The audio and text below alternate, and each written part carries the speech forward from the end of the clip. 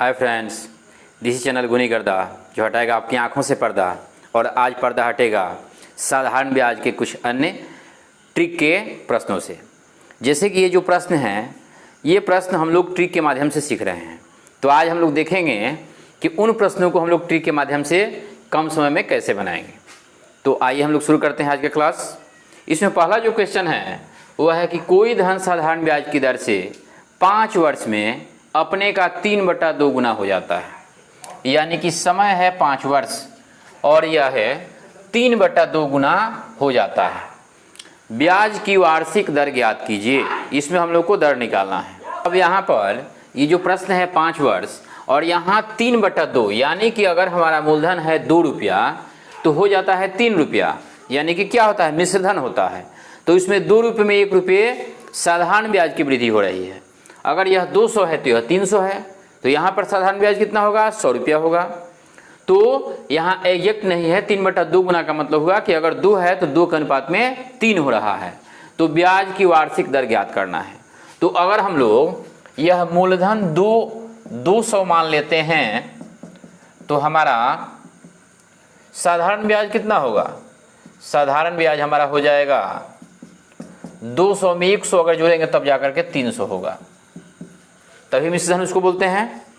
तो यहाँ पर मूलधन 200 रुपया हो गया, साधारण ब्याज हमारा 100 रुपया है। अब यहाँ समय कितना है, तो यहाँ पर समय है हमारा 5 वर्ष। इसमें हमको निकालना है दर। तो दर का फॉर्मूला आप लोग जानते हैं, दर बराबर क्या होता है, तो दर बराबर होता है ब्याज गुने 100 बटा मूलधन गुने समय। ये आपको फॉर्मूला याद रखना है। हम लोग यहाँ पे डायरेक्ट अप्लाई करेंगे। तो डायरेक्ट अप्लाई करेंगे तो यहाँ ब्याज कितना है, 100 रुपया है। तो 100 गुने 100 बटा मूलधन कितना है 200 और समय कितना है 5 है। ये हो गया 2 जीरो से 2 जीरो कैंसिल और ये 2 से हो गया 50 और ये 5 से हो गया 5 दहा 50, यानी कि 10% इसका दर होगा। अब दूसरा जो प्रश्न है, कोई धन साधारण ब्याज पर उधार दिया गया 3 वर्ष में, समय यहाँ है 3 वर्ष। 3 वर्ष में उसका साधारण ब्याज मूलधन का 3/5 गुना हो गया।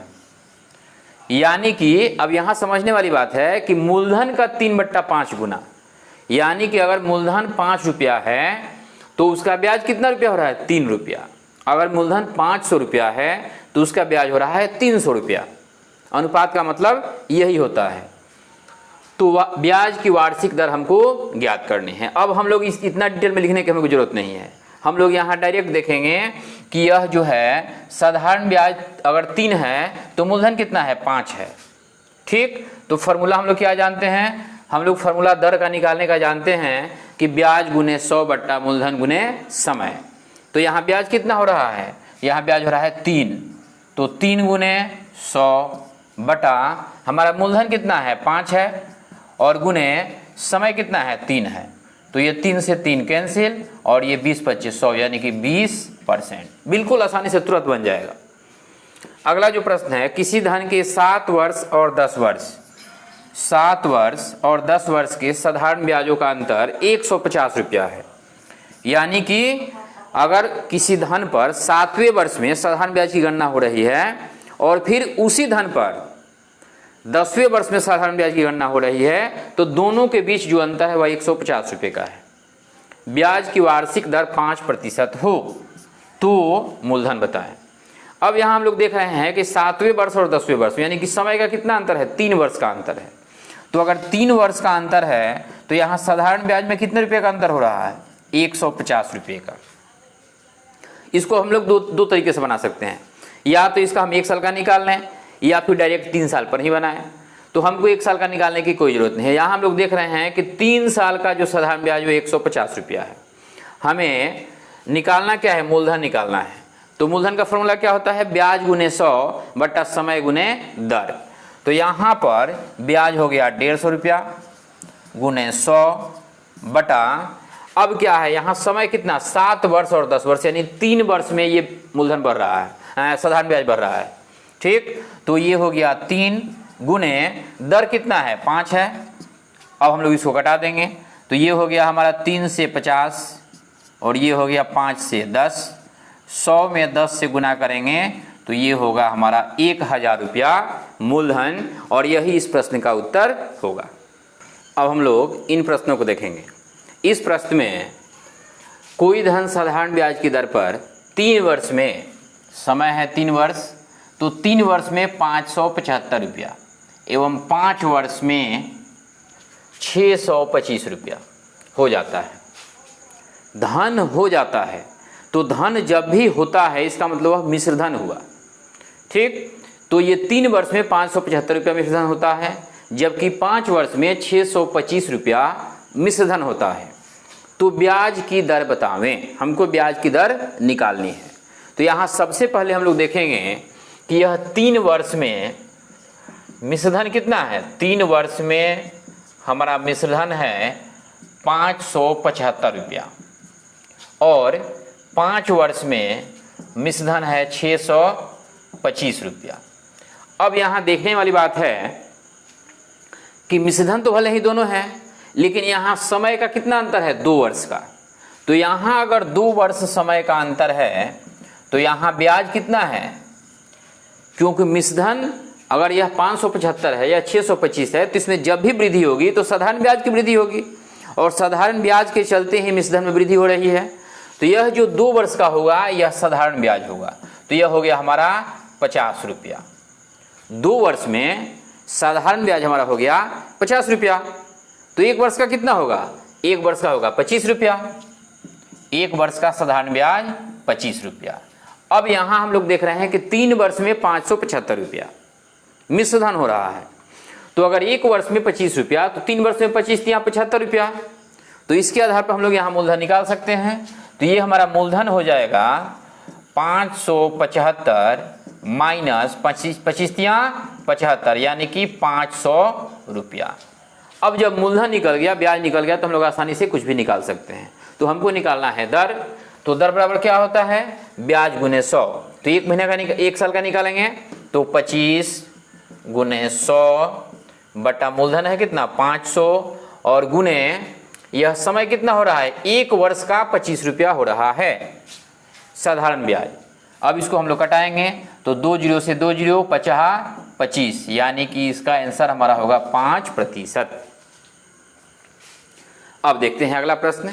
गोपाल ने 5000 रुपया आंशिक रूप से 4% एवं 5%, यानी कि कुछ हिस्सा 4% पर और कुछ हिस्सा 5% पर 2 लोगों को उधार दिया। 2 अलग अलग लोग हैं, तो 5000 में से कुछ पैसा पहले आदमी को उसने दे दिया और बाकी जो बचा हिस्सा था वह दूसरे आदमी को दे दिया। पहले पर ब्याज जो था वह 4% था, जबकि दूसरे आदमी को दिया तो उसको ब्याज बढ़ा करके दिया, वह 5% दिया। अब आगे देखते हैं। 2 वर्ष बाद, 2 साल के बाद उसे 4.2% औसत वार्षिक दर से ब्याज प्राप्त हुआ। 4% की दर पर दिया गया धन बतावें। अब हमको बताना है कि 4% की दर पर कितना धन उसने दिया था। तो ऐसे प्रश्नों को अगर हम लोग ट्रिक के माध्यम से नहीं बनाएंगे तो बहुत ज़्यादा समय लगेगा। तो यहाँ देखते हैं कैसे ट्रिक के माध्यम से बनाएंगे। तो आप लोग एक पढ़ेंगे रूल ऑफ एलिगेशन। यह हो गया 4%, यह हो गया हमारा 5%, और दोनों का मिला करके कितना हो रहा है 4.2%। ठीक, अब यहाँ हम लोग घटाएंगे तो 5 में से 4.2 घटाएंगे कितना होगा 0.8, और ये हो गया 4.2 में से 4 यानी कि 0.2।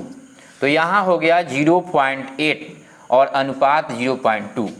अब इसको हम लोग अनुपात में बदलेंगे तो दशमलव से दशमलव और 2 चौका 8 यानी कि यह हो गया 4:1। 4:1 हमारा हो गया यह। अब यहाँ पर हम लोग क्या करेंगे कि अब हमको बताना है कि कितना धन दिया गया। तो कितना धन दिया गया, तो हम लोग देख रहे हैं कि अगर पहले वाले में 4 हिस्सा दिया गया तो दूसरे वाले में 1 हिस्सा दिया गया। तो पहले परसेंट निकालना है कि 4% पर पहले वाले का हिस्सा निकालना है। तो यह हमारा हो जाएगा 4 और 1 कितना होगा 5 होगा। तो 4/5 गुने कुल धन कितना है 5000। तो ये हो गया 5000।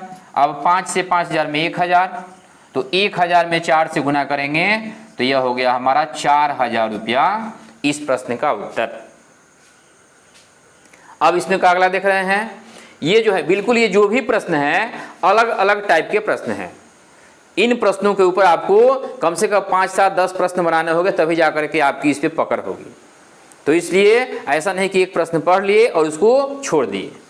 अब देखिए इस प्रश्न को, एक व्यक्ति ने एक बैंक से 8,000 रुपया इस शर्त पर उधार लिया कि पहले 5 वर्ष के लिए 6%, अगर पहले 5 वर्ष में वह नहीं लौटाएगा तो वह 6% के हिसाब से ब्याज देगा। अगर वह सक्षम नहीं है तो फिर अगले 3 वर्षों के लिए 8%, और अगर उस दौरान भी नहीं लौटाया तो इसके बाद 8 वर्षों के लिए 10%। उसके बाद वाला जो 8 वर्ष होगा वहां 10% साधारण ब्याज लगेगा। यदि वह 12 वर्ष के अंत में, कंडीशन तो है ये, लेकिन यदि वह 12 वर्ष के अंत में उधार लौटाए, यानी कि जिस समय वह लिया मूलधन कर्ज उसके 12वें साल में उसने लौटाया, तो यदि वह 12 वर्ष के अंत में उधार लौटाए तो कितना ब्याज देना पड़ेगा। अब इसको बनाना है तो हम लोग यहां पर देखेंगे कंडीशन क्या है। यहां कंडीशन है कि 5 वर्ष के लिए 6%, तो मूलधन कितना है 8,000 है, तो ये 8,000 है, तो ये हमारा मूलधन हो गया 8,000। ठीक है। अब यहां साधारण ब्याज का फॉर्मूला क्या होता है, मूलधन गुने समय गुने दर बटा 100। तो यहां 8,000 हो गया। अब यहां हम लोग कंडीशन सप्लाई जो है उसको देख रहे हैं, तो ये हो गया 5 वर्ष के लिए 6%, तो 5 मूलधन गुने समय गुने दर बटा 100। ये देखिए ये हो गया 5 वर्ष के लिए। अब लेकिन उसने तो चूंकि लौटाया नहीं है, तो 5 वर्ष के बाद फिर दूसरा कंडीशन है 3 वर्षों के लिए 8%, तो फिर इसमें जोड़ना होगा 3 वर्षों के लिए 8%। इस समय में भी उसने नहीं लौटाया, उसको और ज्यादा दिन रखा, तो ये कितना हो गया 5 वर्ष और 3 वर्ष 8 वर्ष हो गया। 12वें वर्ष के अंत में वह लौटाता है, यानी कि 4 वर्ष और उस धन को रखता है, तो 4 वर्ष का और ब्याज देना होगा। तो यहां होगा 4 वर्ष, और इस 4 वर्ष में उसको कितना परसेंट लगेगा 10%, तो 4 गुने 10 बटा 100। अब हम लोग इसको हल करेंगे, तो ये हो गया हमारा 8,000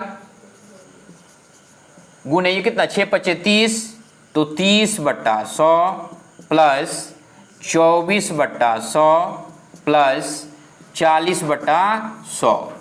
अब इसको आगे देखेंगे तो ये हो गया 8,000, और ये हमारा हो जाएगा, यहाँ चूंकि 100 तीनों के बट्टा में 100 है, तो ये यहाँ 100 हो गया, और ऊपर वाले को जोड़ देंगे तो 30 और 24 54, और 54 में 40 94, तो ये हो गया 94, 00 से 00।